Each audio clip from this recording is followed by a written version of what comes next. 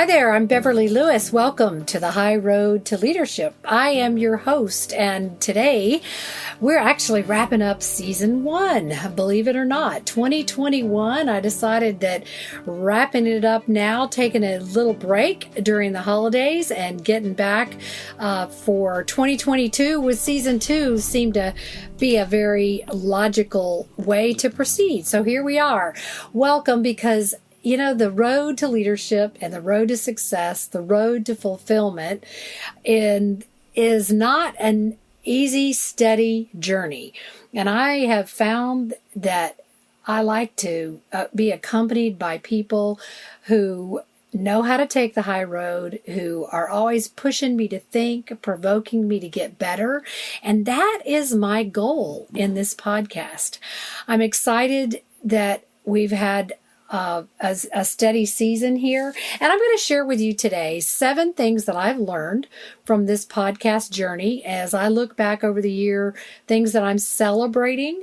And then I'm going to give you a specific exercise that has to do with celebrating wins, setting goals, moving forward by learning from the past. And that's will be what we're going to cover in this episode together today. So the first thing I want to share about what I've learned is getting started, I think, is about the hardest part of any new journey we undertake. It's really hard to start ugly. And I say that because we want to wait until it's pretty. We want to wait until we're confident. We want to wait until we've got the things in place that we feel like we need to have in place. And, you know, we've all heard the joke that if you waited until you're ready to have children, there would be zero population growth, because it's just so hard to feel fully prepared when you're undertaking something new and something big. So as I share what I've learned, I feel like these things are going to apply to whatever you're doing, whatever you're wanting to do in the days and months and year to come. But being willing to just start ugly, and you know, I often hear writers talk about their ugly first draft. You know, you just got to start somewhere. And so I'm so glad that I did get started.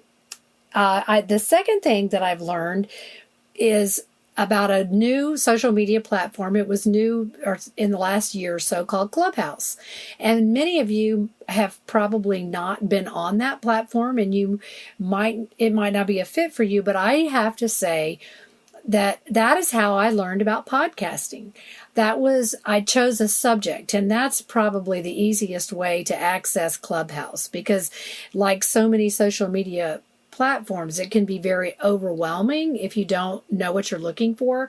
But I heard that it was a year ago or so, I heard that it was a new auditory platform. And I thought, okay, podcasting is auditory. It seems like this would be a really good place for me to discover people who are podcasting. And sure enough, I did.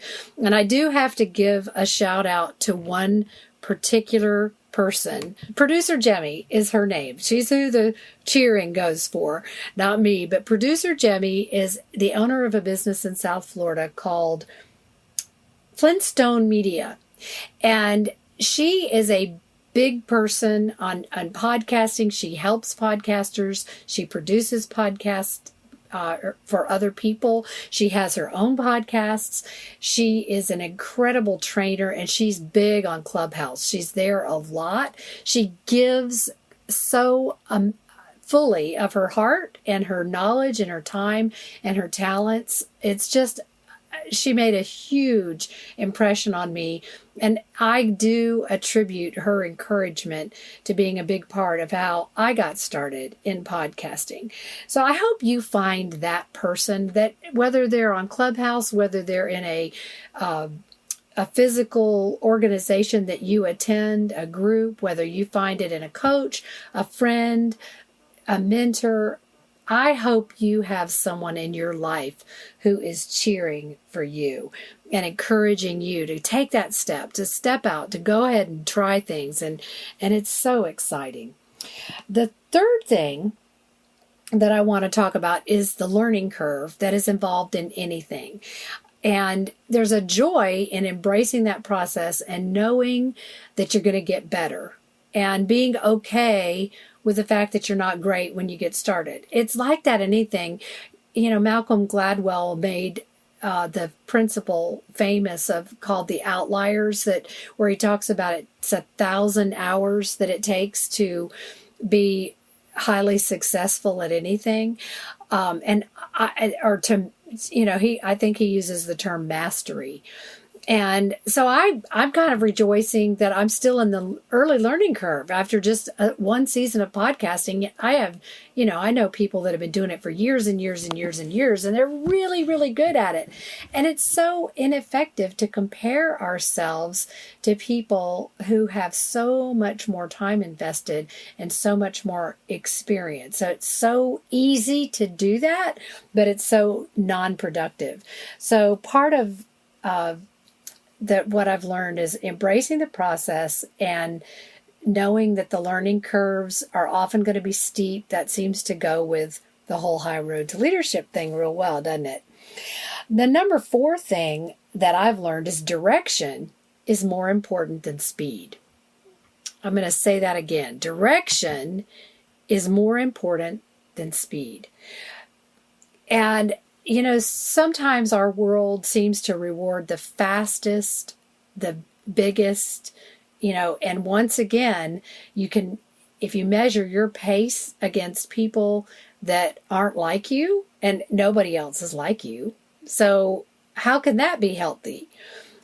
But going in the right direction, knowing that you're pointed the right way, that you're staying on the road, even though sometimes there are detours, disappointments, delays, all of those things that we've talked about many times during this season on the road to leadership, the road to success, the road to significance and fulfillment.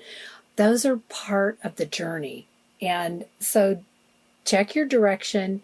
If you're headed in the right direction, don't measure your pace against others.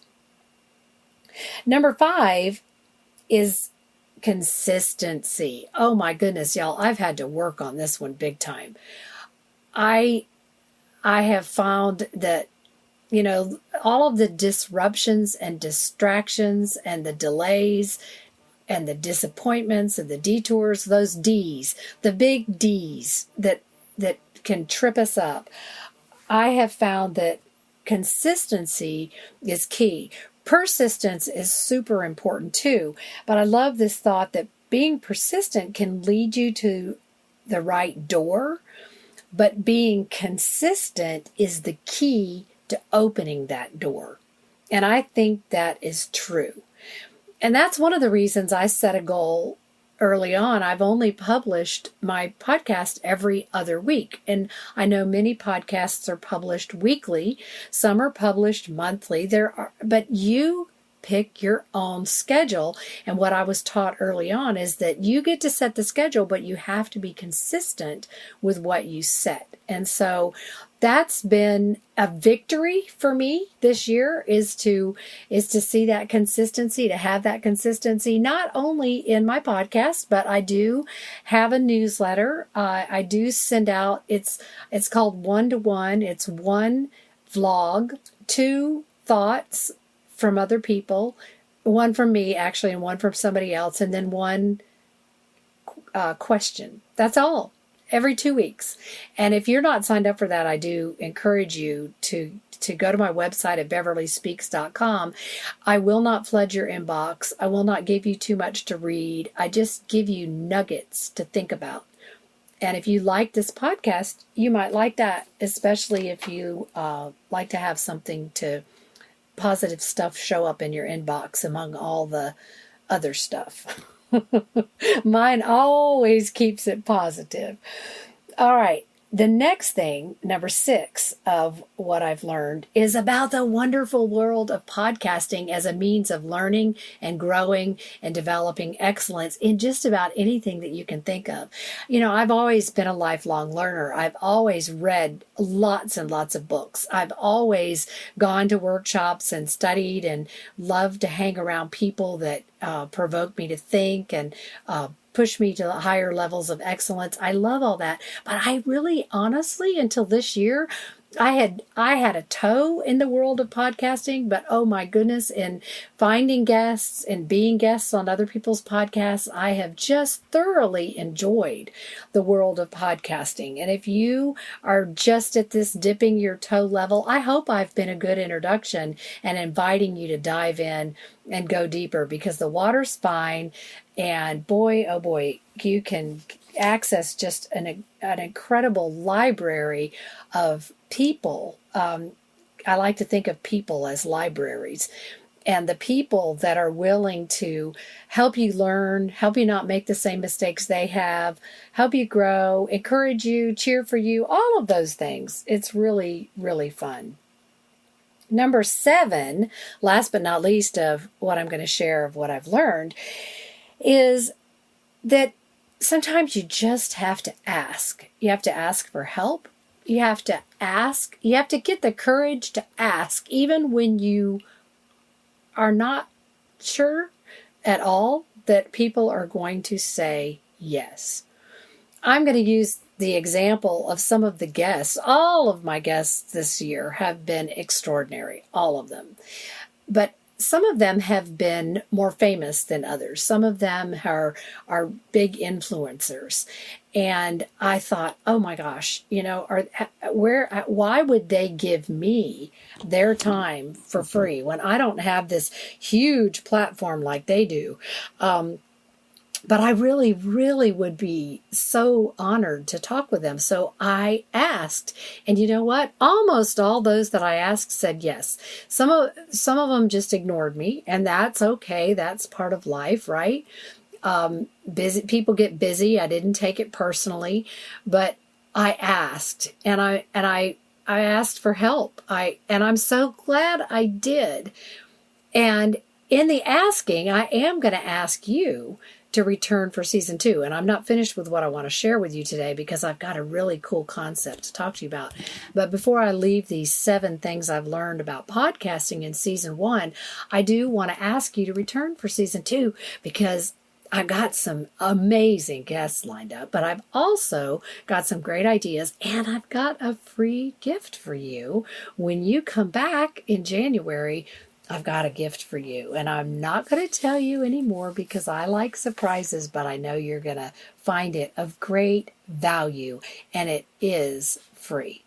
So I want to wrap up that part of this episode, but I want to share with you now something that I have found just amazingly helpful in the last couple of months. And let me say, I am a visionary leader. I know that. I love to set goals. I love to cast vision. I love to work with organizations on that.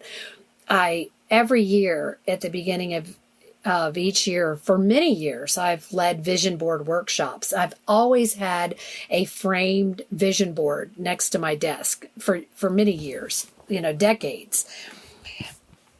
But I have found that with the uncertainty of the pandemic, with all of the things that we've had to deal with that have been unexpected, and then some of you listened to my last episode and know that, oh my goodness, the unexpected change in my life at the end of this year with a flood displacing us from our home, which means that my office was also disrupted and had to be moved. So my life kind of turned upside down. With all of that, I have found that my typical method of vision casting, frankly, was getting a little bit frustrated because I just kept having to change every single goal. Not the values, not the ideals, but the actual goals. And there's a concept called the gap versus the gain, which I want to talk to you about. It has worked for me in these last few months to really get me feeling jubilant, celebrating wins again, feeling very optimistic and expectant about the future.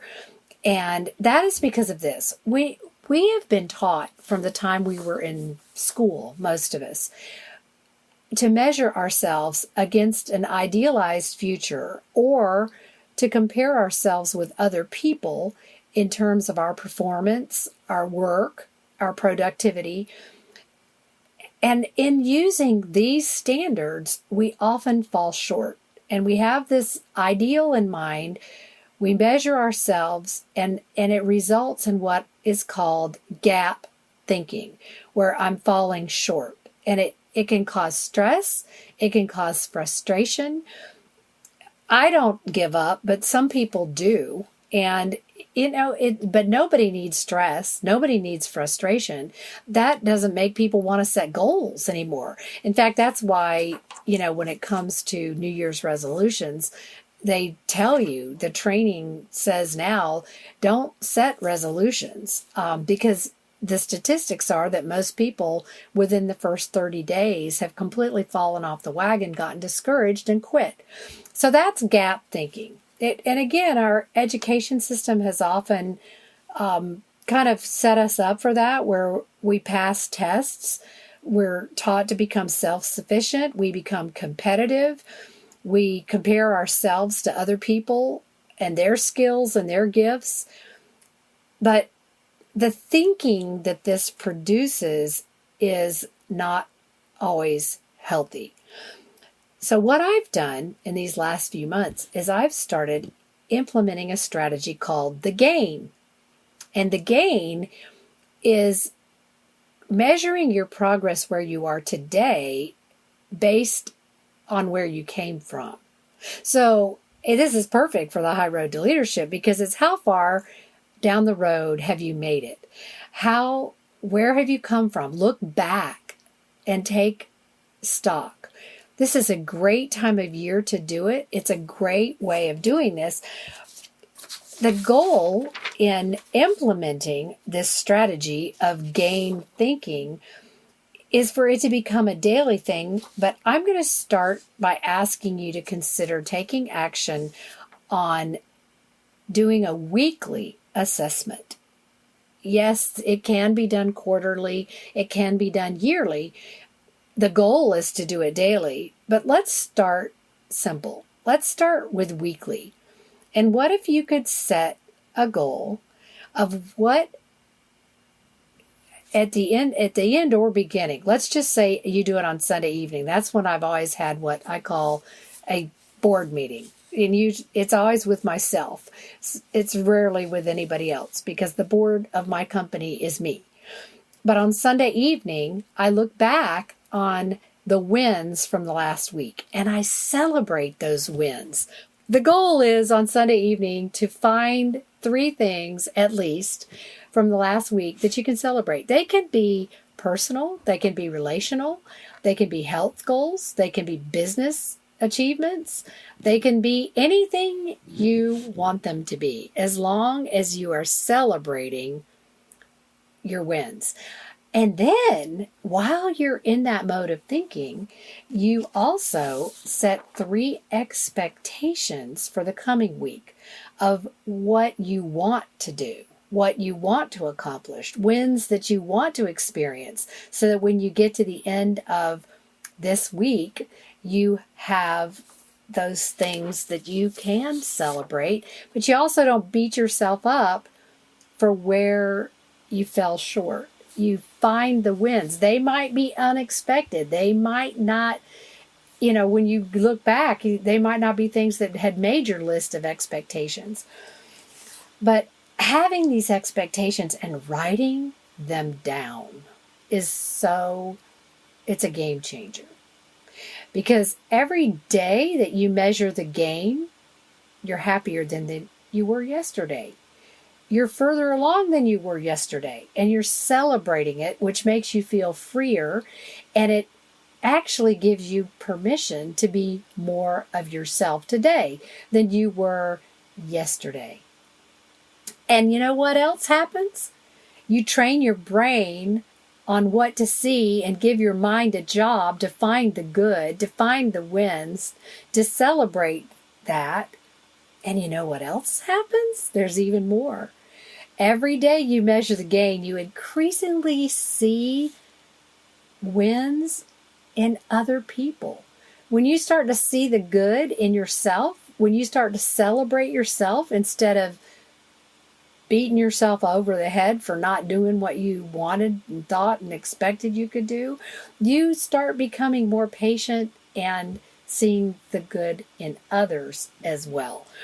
I hope that you find as much joy in this process of celebrating gains instead of measuring gaps as you look to the year ahead, as you look to the year behind you. Measure how far you've come, celebrate the wins, and set your expectations for the days ahead.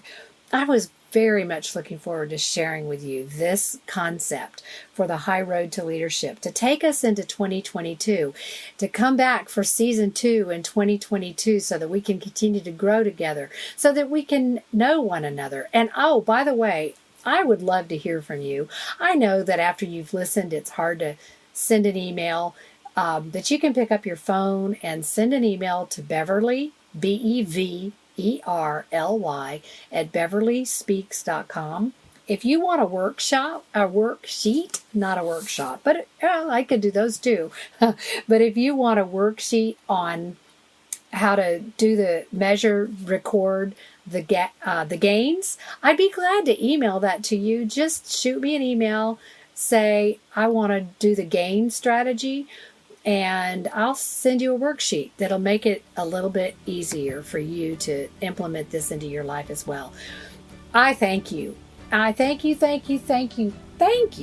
for listening, for being with me this season. We have only just begun, and you know my saying is, the best is yet to come. And I promise you it is. I'll see you in season 2.